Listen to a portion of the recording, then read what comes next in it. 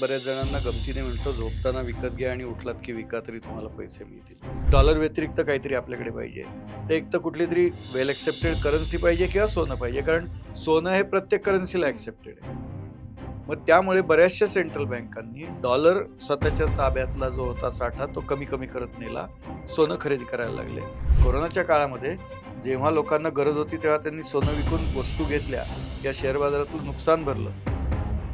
पण नंतर लोकांना लक्षात आलं की वास्तविकपणे जे सत्य आहे ते सोनं आहे. करन्सीला एखाद्या वेळेस व्हॅल्यू मिळणार नाही, अर्ध्या रात्री दुसऱ्या कशाचे पैसे मिळणार नाही, पण सोन्याचे पैसे मिळतील. वर्षभरापूर्वी जेव्हा कधी कुठे बोलायचो तेव्हा मी माझ्या सोन्याच्या विवेचनाच्या याच्यामध्ये 10-12 वेळा तरी म्हणायचो, चांदीवर लक्ष ठेवा, चांदीवर लक्ष ठेवा. कारण की चांदी हा अंडर व्हॅल्यू राहिलेला धातू.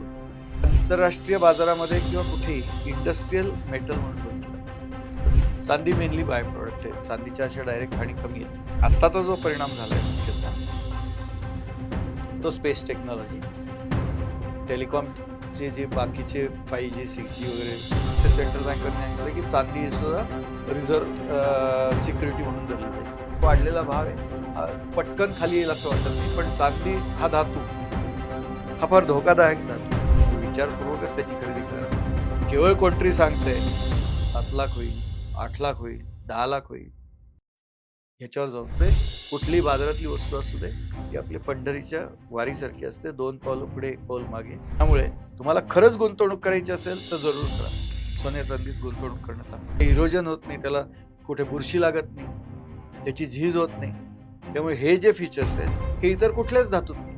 तुम्हाला जर दीर्घकालीन गुंतवणूक करायची असेल तर सर्वोत्तम, सर्वात सुरक्षित गुंतवणूक करायची असेल सर्वोत्तम. शाश्वती आपण ठेवू शकत नाही, कारण ही चलनवलनाची गोष्ट आहे. पण जर का त्यांनी उडी मारली न विचार करता, तर माझा त्यांना दुसरा सल्ला असा राहील की खाली यायला लागलं म्हणून विकू नका. कारण सोन्या आणि चांदीच्या भावाने कायम दाखवून दिलंय की ते दर 10-15 वर्षांनी एक मेजर रॅली करतात. हे जे सगळं आत्ताचं स्टॅटिस्टिक्स आहे त्यातलं मेजर स्टॅटिस्टिक्स हे सोशल मीडिया युनिव्हर्सिटीचं स्टॅटिस्टिक्स म्हणतात की ट्रम्प साहेबांचं असं उद्दिष्ट आहे की सोनं $10,000 पर्यंत न्यायचं पड असतो.